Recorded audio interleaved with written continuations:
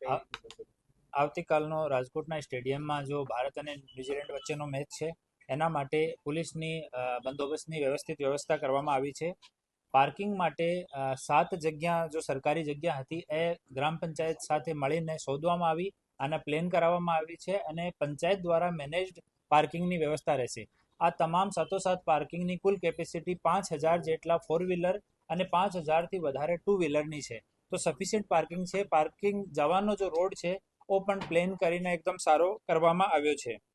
આ સિવાય જો લોકો મેમ્બર્સ છે અને જો ટીમ છે આની એન્ટ્રી સ્ટેડિયમના મેઇન ગેટથી થશે.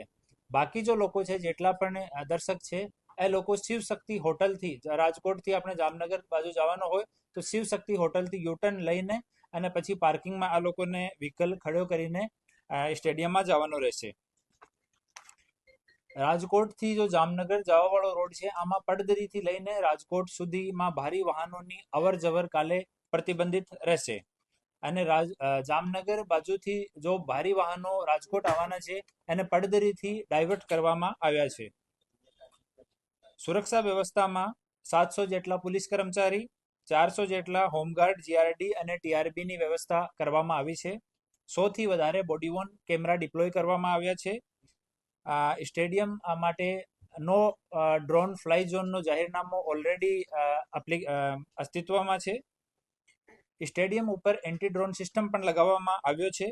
સંપૂર્ણ સ્ટેડિયમ પાર્કિંગ આજુબાજુના રોડ સીસીટીવી કેમેરાની નજરમાં રહેશે અને ત્યાં એક કંટ્રોલ રૂમ સ્થાપિત કરવામાં આવ્યો છે.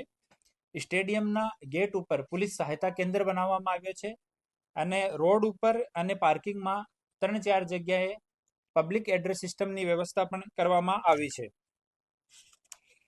મીડિયા અને ઓર્ગેનાઇઝર્સ જો છે એની એન્ટ્રી આઉટર ગેટ નંબર 3થી થશે.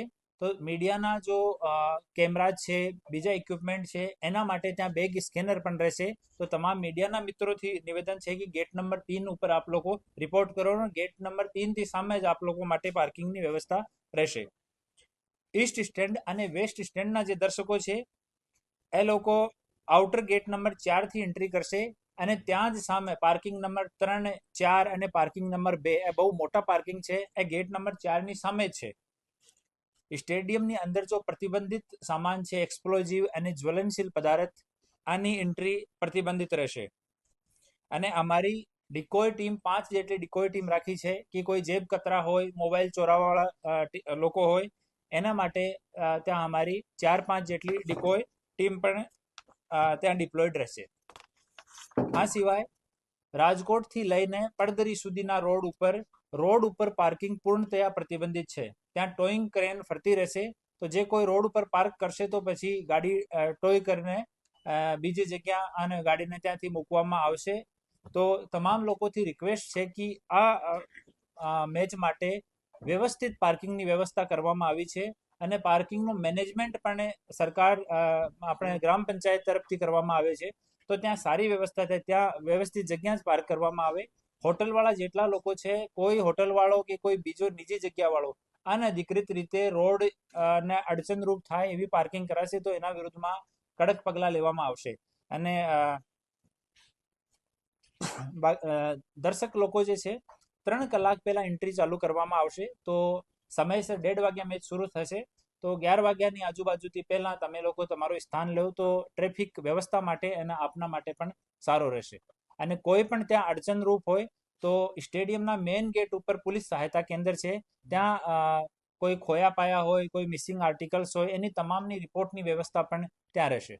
ખાસ કરીને ટિકિટની અંદર છે તે કાળાબજારી થતી હોય છે. અગાઉ પણ થઈ હતી, વડોદરામાં પણ આ સામે આવ્યું. આને લઈને કઈ વ્યવસ્થા કરવું પડશે તો કોઈ ઓનલાઈન કાળાબજારી માટે અમારો સાયબર જો પોલીસ સ્ટેશન છે અને સાયબર સેલ છે એ વ્યવસ્થિત રીતે તપાસ કરી રહ્યા છીએ કે ઓનલાઈન એવો અગર કોઈ કૌભાંડ ચાલે છે તો એની તપાસ એ લોકો કરી રહ્યા છીએ. અને ફિઝિકલી જે કોઈ ત્યાં કાળાબજારી કરશે તો એના વિરુદ્ધમાં કડક પગલાં લેવામાં આવશે. ત્યાં અમારી ડિકોય ટીમ જો છે ત્યાં ડિપ્લોય રહેશે. આમાં એક ફિક્સ સરકાર તરફથી નિર્ધારિત કરેલો સિસ્ટમ રહેતો હોય છે. આમાં એક ફિક્સ અમાઉન્ટ સરકાર તરફથી નક્કી છે એ મેચની એક ફિક્સ ફીસ માટે. એડવાન્સ કઈ આપેલી છે રકમ કે પછી હજુ બાકી છે સર? આમાં ગયા વર્ષે પણ મેચમાં સાહેબ એવું હતું કે પૈસા આપવાના બાકી હતા એસીએ તરફથી. આ વખતે શું ના ના, આમાં એવો કાંઈ પ્રશ્ન નથી. સરકાર તરફથી જો રેટ નક્કી કરવામાં આવે છે સ્ટેડિયમ અને પોલીસ વિભાગને વચ્ચેની વાત છે. સાહેબ પાર્કિંગ ફ્રી રહેશે કે પછી કઈ રીતે? પાર્કિંગનો જો પંચાયત છે આંશિક ચાર્જ કરશે અને પંચાયતના લોકો પંચાયત આ સાથોસાથ જો ખરાબા છે એને પ્લેન કર્યા છે એની બાઉન્ડ્રી કરી છે એમાં લાઈન કરશે ગાડીઓની પાર્કિંગ માટે, આ તમામ ખર્ચો પંચાયત તરફથી કરવામાં આવે છે. તો આંશિક એ લોકો ચાર્જ કરીને અમુક રાશિ વસૂલશે, પર એ રાશિ બહુ જેન્યુઅન રાખશે એ લોકો. અમારી સરપંચશ્રી સાથે સ્ટેડિયમ સાથે અને પોલીસ વિભાગની મિટિંગ થઈ હતી, આમાં નક્કી કરવામાં આવ્યું કે નોમિનલ ચાર્જ રાખીને કે લોકોને પણ બર્ડન નહીં પડે અને પાર્કિંગની વ્યવસ્થા પણ સારી રહે. કુલ બંદોબસ્ત કેટલો રહેશે કર્મચારી અધિકારીઓ? અધિકારીઓમાં 3 ASP છે અને 6 જેટલા ડીવાયએસપી છે, 4 જેટલા ડીવાયએસપી છે, 14 PI છે, 42 PSI છે, 700 જેટલા પોલીસ છે અને 400 જેટલા TRB GRD અને હોમગાર્ડના જવાનો છે.